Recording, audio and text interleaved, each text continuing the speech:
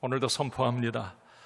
십자가의 놀라운 그 능력과 그 사랑으로 오늘도 자유함을 얻기를 간절히 소원합니다. 치유와 회복의 역사가 복음을 통해서 나타나고 드러나기를 간절히 원합니다. 할렐루야. 지난 시간 저와 여러분들은 죄에서 구원받고 율법에서 자유함을 얻었다, 이렇게 말씀을 드렸습니다. 비유로도 말씀을 드렸죠. 옛 남편, 새 남편. 옛 남편인 율법에서 우리는 이제 노임을 받고 새 남편 되신 예수 그리스도와 연합된 사람이 바로 저와 여러분, 구원받은 바로 저와 여러분들이다 라고 말씀을 드렸습니다. 여러분, 율법 참 좋은 겁니다. 하나님의 말씀. 여러분, 법은 원래 취지가 좋은 거예요. 이 말씀도 마찬가지예요. 자, 그러나 그 말씀 율법을 통해서 나타나는 부분은 어떤 정죄, 지적질, 언뜻 생각하면 비난, 비판, 우리를 좀 부담스럽게 하는 게 이 율법의 또 하나의 모습일 수도 있습니다. 자, 그러나 성경은 우리에게 말을 합니다. 그 율법의 완성, 마침이 되신 분이 누구냐? 바로 예수 그리스도십니다. 바로 저와 여러분들은 율법에서 이제 벗어났다라고 하는 건 율법을 무시한다는 말이 아니에요. 율법을 넘어서서 이제는 그 율법의 완성이 되시는 예수님을 나의 구주, 나의 하나님으로 믿는 사람들이 되었습니다. 그 예수 그리스도 안에는 율법처럼 지적과 비난과 정죄, 너 그것밖에 못해라고 하는 게 아니고, 예수 그리스도 안에는 진정한 자유와 행복과 기쁨과 만족이 그 주님 안에 있습니다. 오늘도 여러분 말씀을 들으면서 우리 주 예수 그리스도께서 저와 여러분들에게 주시는 자유와 행복과 만족과 기쁨으로 충만하시기를 원합니다.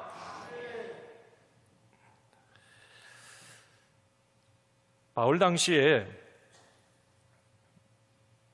아마 이 그리스도인들이 이제 이런 질문을 했던 것 같아요.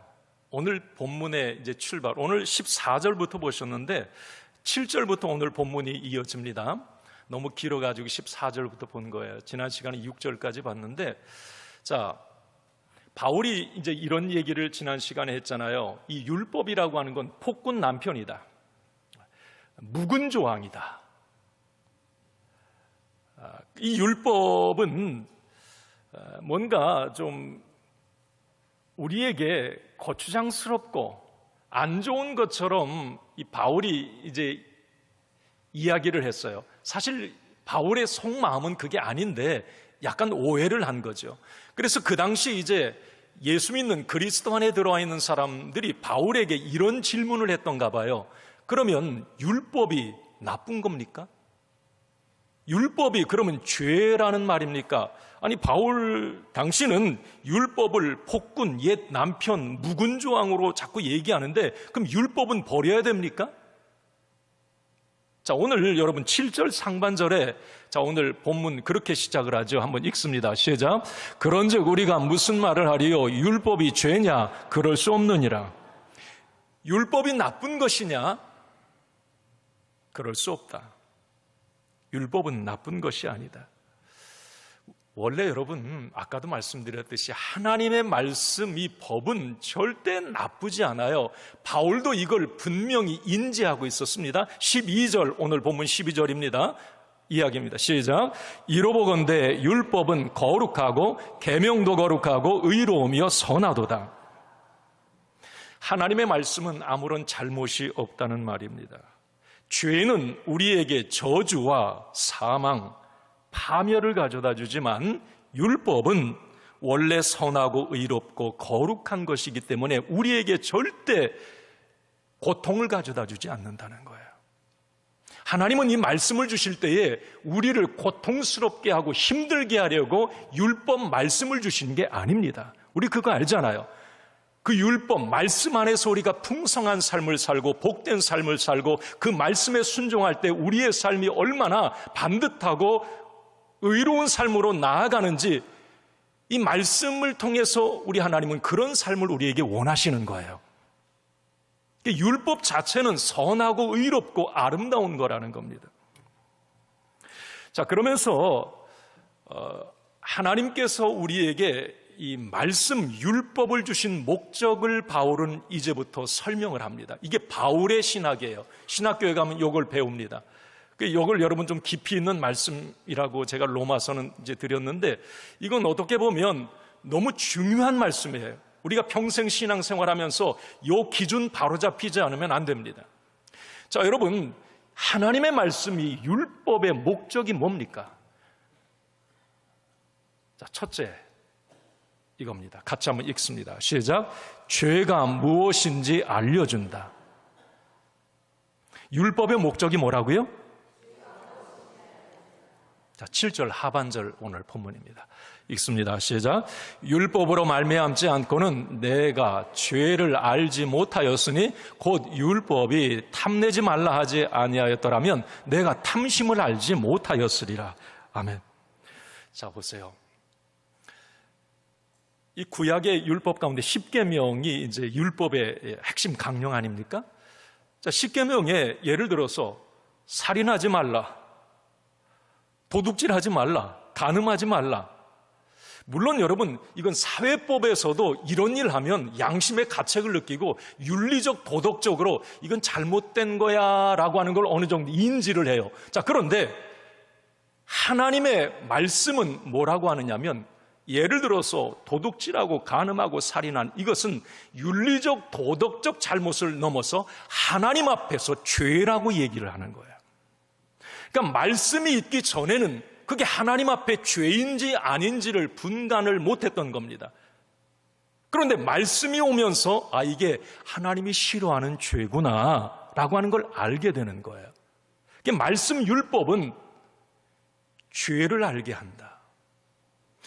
예를 들어서 자, 예수님은 이 구약의 이런 십계명이나 이런 말씀들을 재해석하셨어요. 오늘 사도 바울이 오늘 7절 하반절에서 그 이야기하는 겁니다. 자, 예를 들면 탐내지 말라, 내 이웃의 것을 탐내지 말라, 뭐 도둑질하지 말라는 거지. 자, 그런데 오늘 탐심의 문제를 얘기합니다. 바울이 예수님은 내 마음에 예를 들어서 어떤 탐심, 어떤 잘못된 삐뚤어진 욕심을 갖는 그 자체도 죄라고 얘기를 해요. 예수님 말씀이 있기 전에는 그게 죄인지를 몰랐어요. 예를 들어서 간음의 문제도 겉으로 간음 행위를 하는 행위적 죄만을 우리가 죄라고 생각했는데 내 마음에 음욕을 품는 것도 죄라고 얘기를 합니다. 그건 예수님 말씀이 있기 전에는 모르는 거예요. 살인의 문제도 마찬가지예요. 마태복음 5장 말씀해 보면 20절입니까? 내 형제를 미워하고 나가라 바보라 하는 것도 이게 살인에 해당하는 버금가는 죄로 예수님 말씀을 하세요. 자, 하나님의 말씀이 있기 전에는 그게 하나님 앞에서 죄인지 아닌지 몰랐어요. 그런데 율법, 예수님의 말씀을 묵상하고 깨달으면서 이게 죄구나, 이건 하나님이 싫어하는 거구나, 이건 하나님이 기뻐하는 거구나, 이걸 알게 된 거예요. 한마디로 율법, 하나님의 말씀은 자신의 모습을 적나라하게 드러냅니다. 그래서 의롭게 살면 살수록, 말씀을 더 깊이 알면 알수록 더 부끄러운 자신을 발견합니다. 이 말씀의 목적이에요. 율법은 날마다 그런 것 같아요. 사사건건 우리에게 유죄를 선고합니다. 오늘 바울이 이 부분에 대해서 9절 10절에 이렇게 말을 하지요. 한번 같이 읽습니다. 시작. 전에 율법을 깨닫지 못했을 때에는 내가 살았더니 계명이 이름에 죄는 살아나고 나는 죽었도다. 생명에 이르게 할 그 계명이 내게 대하여 도리어 사망에 이르게 하는 것이 되었도다. 이게 한마디로 표현할게요. 말씀이 없을 때, 율법이 없을 때는 그게 죄인지도 모르니까 내 마음대로 살았어요. 부담스럽지 않았어요. 생각과 마음으로 죄 짓는 것쯤이야 그냥 당연하고 뭐 그렇게 살았어요. 그런데 하나님의 말씀, 예수님 말씀을 알면 알수록 아까 9절 10절 죽을 노릇이다 이 말이에요. 미치겠다 이 말입니다. 몰랐을 때에는 괜찮았는데 알고 나니까 이게 사사건건 다 걸리는 거예요. 이게 바울의 이야기입니다. 자, 여러분, 바울의 이 심정이 좀 이해가 되십니까? 여러분들은 어떠세요? 초신자일 때는 사실 교회 나온 지 얼마 안 될 때는 아무것도 모르니까 괜찮아요. 그런데 믿음이 들어가고 말씀을 읽고 깨달으면서 어떻습니까? 걸리는 게 많아져요. 자꾸 하나님의 말씀이 우리에게 그렇게 얘기하는 듯 합니다. 너 그것밖에 안 돼? 아니, 너 그것도 못해? 아니, 너 하나님의 자녀라며 그리스도인이라며 너 그렇게밖에 못 살아? 너 그래서 천국 갈 수 있겠어? 자꾸 말씀이 뭔가 나에게 찔림을 주고 지적질을 해야 되는 겁니다. 그런데 어쩔 수 없어요. 이게 율법의 목적입니다. 자, 그런데 여러분, 자, 하나님의 말씀, 율법은 죄를 알게 한다, 나의 부끄러움을 드러낸다라고 말씀을 드렸어요. 그런데 이게 나쁜 거냐? 아니에요. 이게 은혜예요. 이게 은혜입니다. 중요한 것은 죄가 죄인지 모르는 게 큰 문제고요. 죄가 죄인지 알면 이건 은혜예요. 은혜예요. 모르고 지옥 가는 것보다 알고 빨리 고치고 돌이켜서 천국 가는 것이 축복입니다. 이게 제 뒤에 후반부에 말씀을 드릴게요. 율법은 은혜입니다. 하나님의 말씀은 우리에게 죽어라, 너 뭐 잘못되라 아니에요. 우리를 바로잡아 새로운 삶으로, 하나님이 기뻐하시는 삶으로 이 율법이 고쳐주고 회개하게 하고 교정해주는 역할을 하는 거예요. 그게 하나님의 말씀이에요. 이게 죄를 알게 하고 지적한다고 하는 것만 기분 나빠하지 마시고 내가 바로 서서 돌이키고 회개하고 새로운 삶을 살게 된다고 하는, 그게 율법을 주신 목적이라고 하는 것을 여러분 감사할 수 있기를 바랍니다.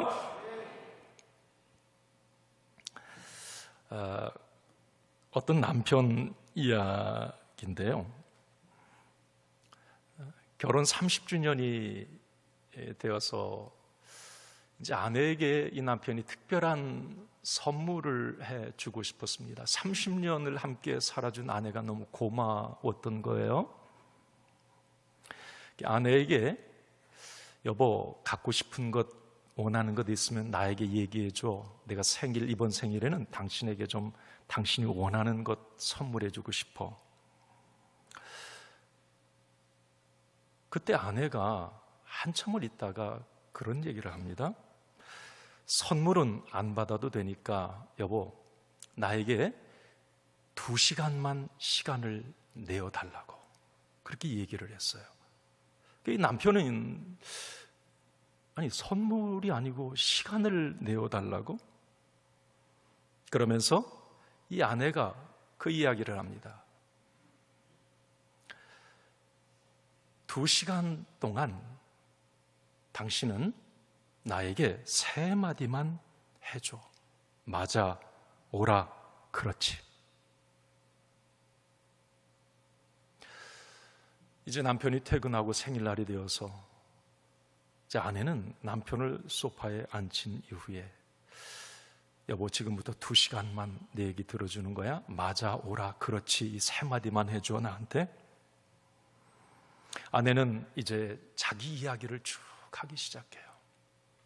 그 남편을 처음 만나서 데이트하고 또 결혼하고 출산하고 시집살이하고 여러 가지 그 지나온 어떤 삶의 이야기를 쭉 하면서 그 순간순간 자기가 힘들었던 부분들, 아파했던 부분들을 그 남편에게 계속 이야기를 합니다. 남편이 가만히 듣다가 이야기하고 싶어 미치겠는 거예요. 그 상황은 그때 그건 아니야. 그건 이런 상황이었어. 그때 이 아내가 여보 2시간만 오라, 맞아, 그렇지, 요 말만 해줘. 남편이 꼭 참고 있어요. 20분 정도 지났을 때 이 죽을 노릇인 것 같아. 너무 힘든 거예요, 남편. 한 30분쯤 돼 가니까 이게 미치겠는 거예요, 이 남편이. 그냥 계속 듣기만 해야 되니까. 그런데 40분쯤 지났을까요? 이 남편의 마음이 갑자기 이상해지기 시작한 거예요. 자기 앞에서 그렇게 이야기를 하는 그 아내가 그때 무슨 생각을 하고 어떤 마음이었는지를 자기가 이해해 주지 못했고 얼마나 그 순간에 힘들어했을까. 왜 그때 아내가 밤잠을 설치고 잠을 못 자고 괴로워했는지, 자기가 아내에게 너무 무심했다는 이 생각에 이 남편 자기가 자기를 생각해 너무 부끄러웠습니다. 아내가 이제 이렇게 말을 합니다. 여보 이제 다 됐어요. 끝까지 들어줘서 고마워요. 2시간이 흐르고 난 다음에 이 남편은 아내 앞에 덜썩 무릎을 꿇고 울기 시작해요. 여보, 내가 당신을 너무 몰라줘서 미안하다고. 당신이 그렇게 그때 아파했는데 내가 당신의 마음을 이해해 주지 못해서 너무 미안하다고.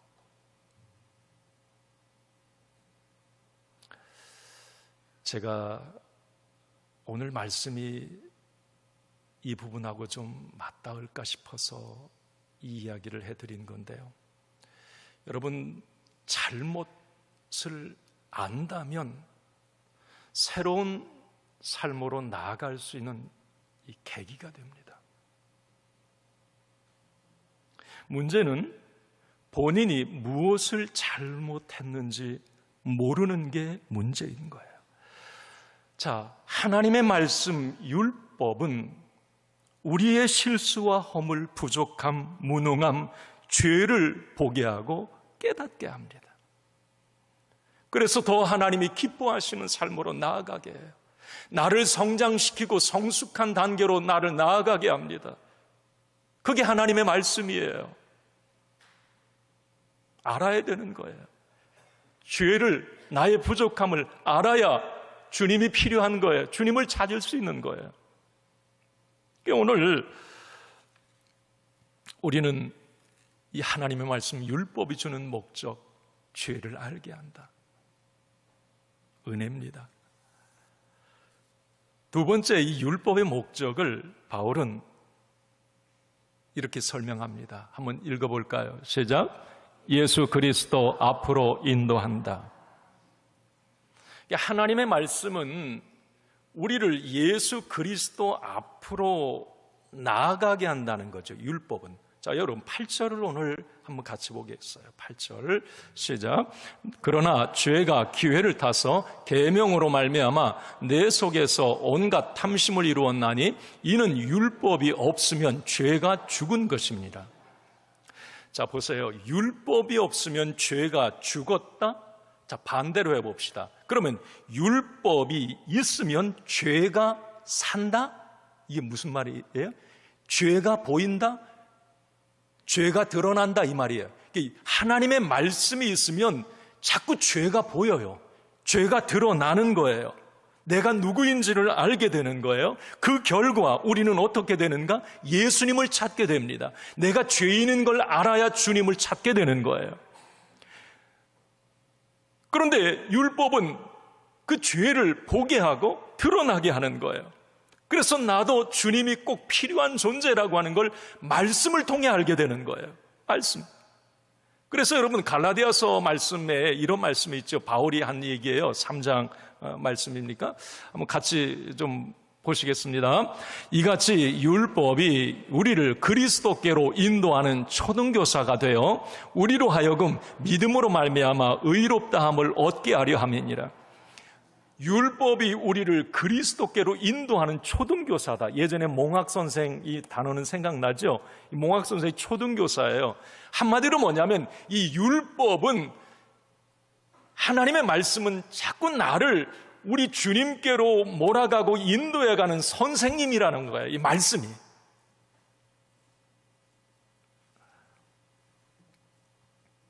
결국 율법이 자신의 역할을 하지 않으면 우리는 예수 그리스도께로 나아갈 수가 없는 것입니다. 그렇습니다. 자기의 잘못을 안다는 것은 구원자이신 예수 그리스도께로 나아가는 지름길인 겁니다. 그런데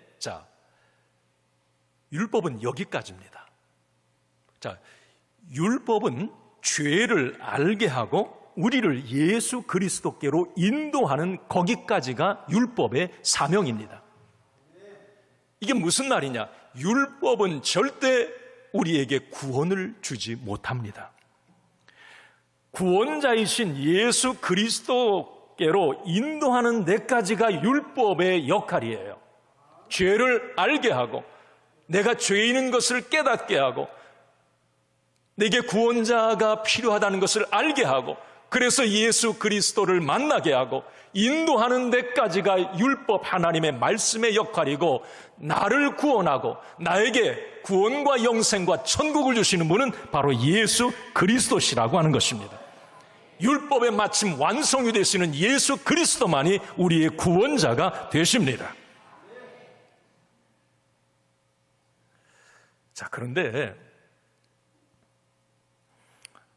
원래 이렇게 율법, 하나님의 말씀은 선하고 의롭고 거룩한 것이에요.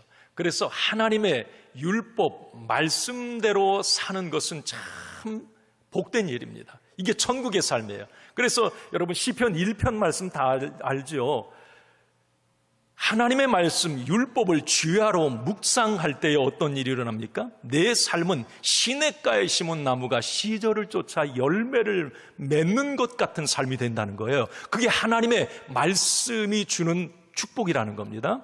그런데 우리가 이렇게 하나님의 말씀이 좋다는 걸 알아요.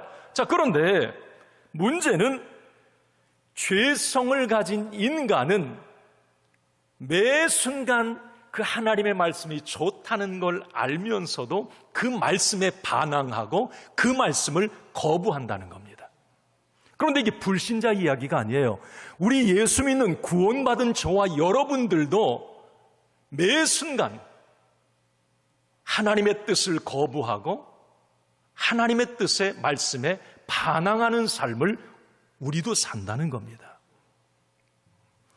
제가 지난주에 이 부분에 관한 책을 읽다가 이제 팀 켈러 목사님이 이 죄성이라고 이제 우리는 하잖아요. 내 안의 죄성이 자꾸 하나님의 뜻대로 살려고 하는, 나를 못 살게 하는 거예요. 그 반대로 가게 하는, 이게 죄성인데 그 죄성을 삐딱함, perversity라고 표현을 했어요. 삐딱함. 이 죄성이 삐딱함이에요. 이 삐딱함이라는 건 뭐냐면 금지되어 있는 것을 하려는 욕망이에요. 나쁜 것 자체를 즐기려는 욕망. 한마디로 여러분, 죄성을 가진 인간은, 우리 그리스도인이 포함되어 있습니다, 하지 말라고 하는 금지 명령을 받고 나면 곧바로 이 삐딱함이 발동을 하게 된다는 겁니다. 그게 인간이라는 거예요. 왠지 하지 말라고 하는 것은 하고 싶죠? 하라고 하는 건 어때요? 안 하고 싶죠? 갑자기 생각, 예전에 내가 마당을 쓰려고 막 마음을 먹었는데, 야, 너 마당 쓸어. 안 해! 사람이 삐딱함이라고, 이게 죄성이라고 이 팀 켈러 목사님이 얘기하는 적절하게 잘 표현했어요. 여러분 한번 보세요. 이 선악과를 제가 생각을 해봐요. 이 에덴 동산은 우리 인간의 모든 게 거기 다 담겨 있어요. 에덴 동산에. 자, 선악과가 맛있었을까? 아담과 하와가 이제 선악과를 이렇게 따먹었을 때 그게 그렇게 맛있었을까? 나는 아닐 거라고 생각을 해요. 그 에덴 동산에 맛있는 과일이 더 많았을 거예요, 아마. 선악과 딱 맛보고 난 다음에, 뭐야, 이거. 이 정도 맛이었어? 그 에덴 동산에 뭐 두리안도 있었을 테고, 뭐 여러분들이 좋아하는 과일들이 거기 뭐 많았을 거예요. 자, 똑같은 과일 중에 하나였을 거예요. 그런데 사단 마귀 뱀이 그 아담 하와에게 이 죄성을 갖다 쑥 집어넣잖아요. 그때 곧바로 뭐라고 얘기합니까? 이 아담이 보암직도 하고 먹음직도 하고 탐스럽게 보였다 그래. 아니, 똑같은 과일 중에 하나고 맛도 없었을 텐데 하나님이 거기다가 금지 명령 딱지를 딱 붙이는 순간에 와, 맛있어 보이는, 따먹고 싶은 거예요. 하고 싶어지는 거예요. 하나님 하지 말라고 한. 이게 죄성이라는 거예요. 모든 인간에게 있는 삐딱함. 어렸을 때 잊혀지지 않는 게 서리, 여러분 많이 해보셨어요? 서리. 초등학교 출신들은 이 서리라는 걸 많이 안 해봤지만 국민학교 출신들은 서리 많이 해봤거든요. 우리 그 마을에 되게 부자가, 그분은 진짜 갑부였어요. 그 마을의 유지 같은 분이었는데 그분 집에 이 단감나무가 이게 아주 큰 게 있었습니다. 근데 우리 집에도 단감나무 있었거든요. 자, 그런데 가을에 이 감이 이제 열리면 우리 집 건 별로 안 맛있어요. 똑같은 단감나무인데 이제 그 부잣집 그 단감이 맛있게 보이는 거예요. 그 이제 밤에 친구들하고 잊혀지잖아요. 서리를 했던 기억들이. 이제 그 단감을 막 많이 땁니다. 밤에 몰래 가가지고. 그래가지고 먹어보면 뭐 우리 집 거나 그 집 거나 별반 다른 게 없어요. 그럼 한 2개 먹고 다 버려요. 친구들하고. 많이 따가지고 그냥 다 버려요. 그런데 너무 재밌는 거예요, 그게. 이 도둑질을 해볼 수 있다는 어떤 이 즐거움, 그 죄를 안 들킨다고 하는 어떤 스릴감, 쾌감, 와, 짜릿한 겁니다. 안 들켰다. 그 다음날 이제 학교 갔다 와가지고 그 집 뭐 이렇게 뭐 옆에 이렇게 담장으로 지나가다 그 주인 아주 누가 이거 막 감나무 가지도 꺾어놓고 어떤 막 XX야 막 그러면서 막 그래. 그럼 속으로 내가 했는데 짜릿해가지고 안 들켰잖아요. 여러분, 한마디로 이 죄성, 삐딱함이라는 것은 죄를 즐기려는 마음이에요. 오늘 바울이 그 이야기를 하는 겁니다. 우리 안에는 이 죄성, 삐딱함이 있어서 안 믿는 불신자가 아니라 우리 그리스도인들을 자꾸 괴롭힌다는 겁니다. 내 안에서, 내 삶에서 늘 하나님의 말씀은 좋은 건데 지키고 싶어, 지켜야 돼. 그런데 갑자기 내 안에 있는 또 다른 죄성, 삐딱함이 아니야. 그 하나님의 말씀 뭘 그렇게 지켜. 야, 고리타분하잖아. 짜릿하게, 이 죄가 이거 얼마나 짜릿한 줄 알아? 이 삐딱함과 맨날 싸우는 거예요, 내 안에서. 그게 오늘 아까 읽은 여러분 본문 14절부터 오늘 25절 말씀이에요. 내 안에서 치열한 싸움이 일어나는 겁니다. 여러분들은 어떻습니까? 내가 인격적으로 예수 그리스도를 만나고 은혜 받고 성령 체험하고, 자, 그러면 죄하고 멀어져서 죄하고 담쌓고 그렇게 살아야 되는데 여러분은 어떻느냐 말이에요. 한 주를 살면서, 한 달을 살면서, 하루를 살면서 얼마나 내 안에 이 죄성 삐딱함 때문에 내가 넘어질 때가 많느냐는 말이에요. 얼마나. 지난주 금요일 엊그제 이제 이 말씀 설교 이 부분에 관한 말씀을 이제 묵상하다가 저녁에 퇴근을 이제 했어요. 제가 사는 아파트에 이렇게 이제 차를 타고 이렇게 들어가려면 여러분들도 마찬가지 차단기가 있어요. 차단기. 그런데 이게 사사건건 속을 새겨요. 이게 안 올라가 잘. 아니 번호를 딱 인식해서 이게 올라가야 되는데 올라가도 이게 충청도야 완전 싹. 안 올라갈 때도 진짜 많고 제가 이제 그게 조금씩 쌓였는가 봐요. 어느 순간에 이게 왜 저것 좀 고치든지 좀 바꾸든지. 그런데 이제 이번 주 금요일 날 머리통이 이제 이만해가지고 말씀을 준비하다 보니 이제 머리가 막 커진 느낌이에요. 이제 무거운 몸으로 퇴근해서 그때 또 차단기가 안 올라가. 순간에 여러분 제가 이제 분노가 막 확 치밀어 오르는 거예요. 가만히 있었어요. 계속 안 올라가. 호출 버튼을 이제 눌러서 문을 제가 이제 이렇게 쏘아댔어요.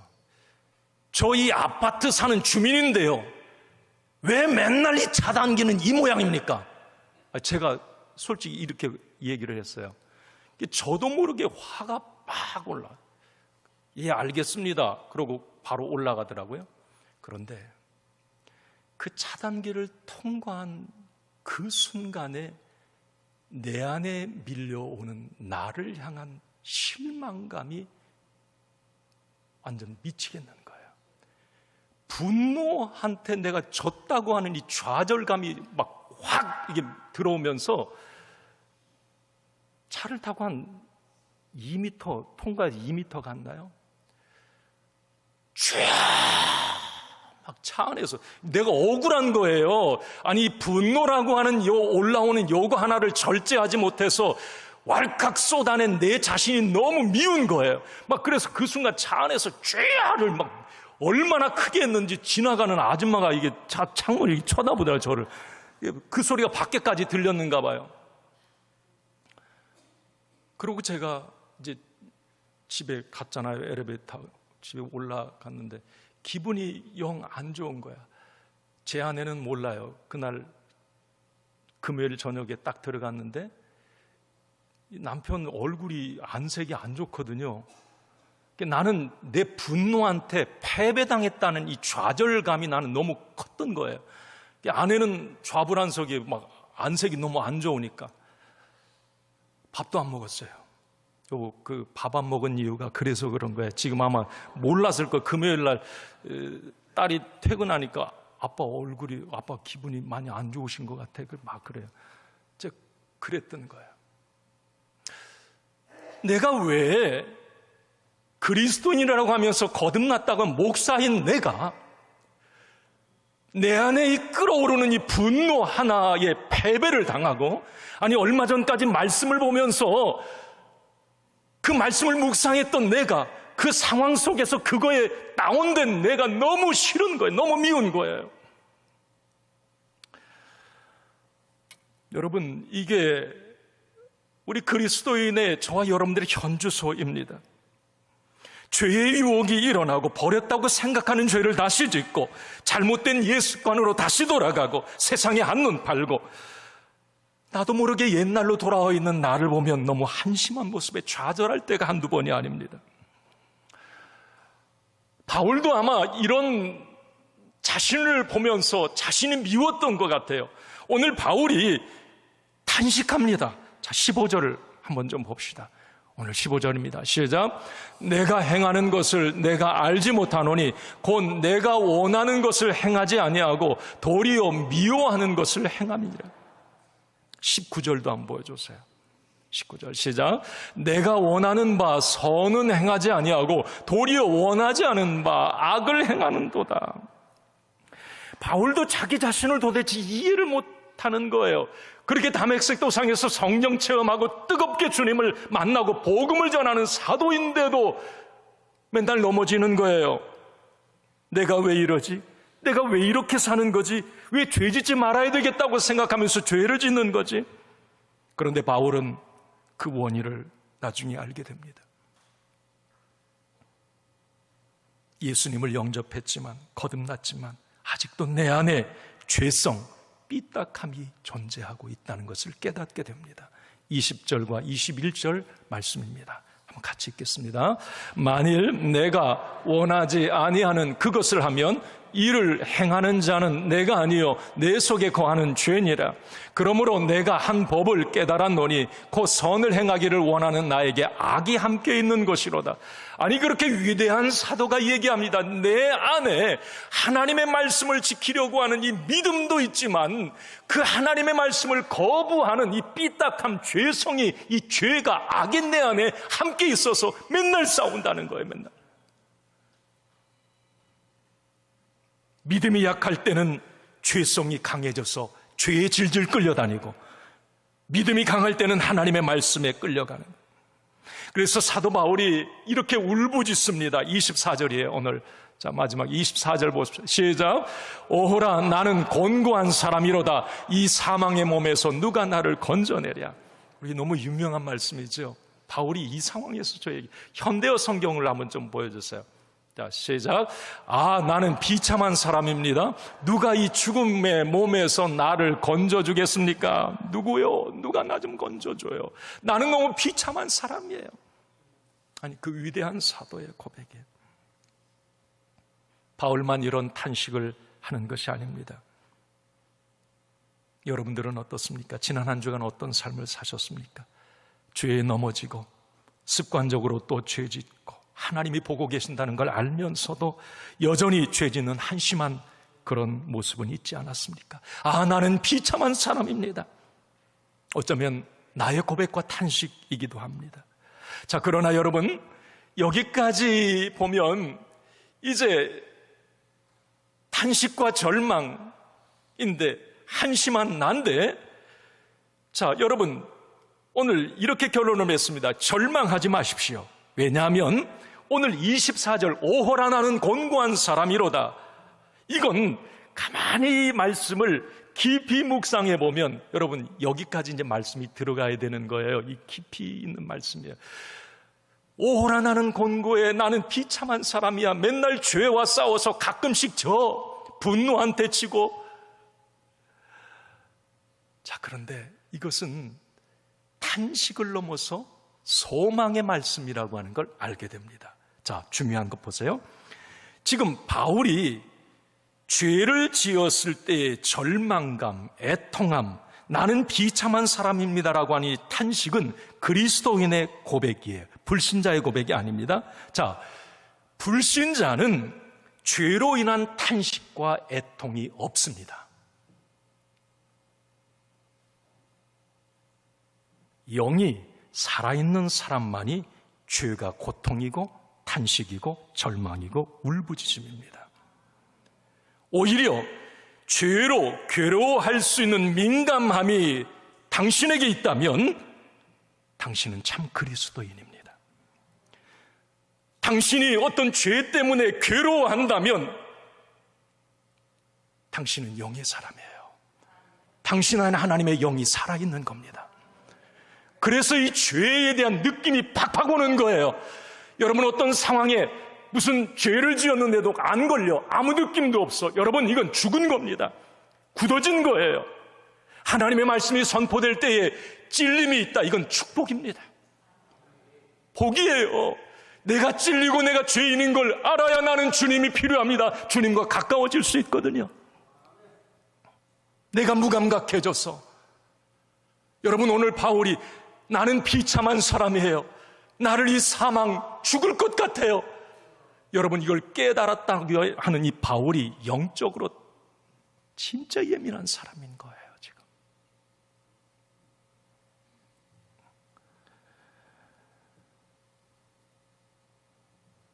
어떤 목사님이 교회에 초청을 받아서 설교를 하러 가서 이 폴 워셔 목사님의 책에 나온 이야기를 인용합니다. 미국의 설교가.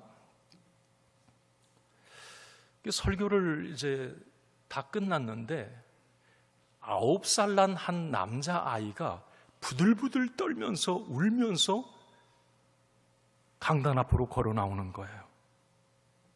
이 목사님이 이제 말씀을 마쳤기 때문에 도대체 저 9살 난 아이가 왜 저렇게 울면서 나오는가? 그게 물었어요. 도대체 무슨 일이야?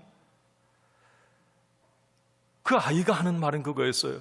저처럼 나쁜 사람도, 나쁜 아이도 구원받을 수 있나요? 천국 갈 수 있나요? 아니, 내가 무슨 잘못을 했는데? 그때 이 아이가 말합니다. 엄마 말을 안 들었어요. 그 이야기를 듣자 그 자리에 있던 교인들이 다 웃습니다. 막 웃었어요. 아니, 엄마 말씀 안 들은 것 때문에 저기 나와가지고 저렇게 부들부들 떨면서 울면서 나올 이야기야? 그때 목사님이 정색을 하며 교인들을 향해 이렇게 말을 합니다. 여러분, 웃지 마십시오. 지금 주님께서 무슨 일을 하고 계시는 줄 아십니까? 저 아이를 통해 우리 모두가 가져야 될 죄에 대한 태도를 말씀하고 계십니다. 영이 건강한 사람은 죄에 대한 감각이 살아 있습니다. 그러나 영혼이 병든 사람은 죄에 대한 감각이 죽어 있습니다. 죄를 짓고 그 죄 때문에 탄식하고 괴로워한다면 당신은 아직 영혼이 건강하게 살아있는 사람이라고 하는 증거입니다. 오늘 저는 말씀을 이렇게 마칩니다. 매 순간 말씀이 나를 지적할 때 많이 아파하십시오. 많이 아파하세요. 많이 아파하세요. 많이 찔려하시고 그 말씀 때문에 많이 고통스러워하시고 그 사람이 영이 살아있고 그 사람은 성령의 사람이고 그 사람은 주님과 딱 붙어 사는 사람이에요.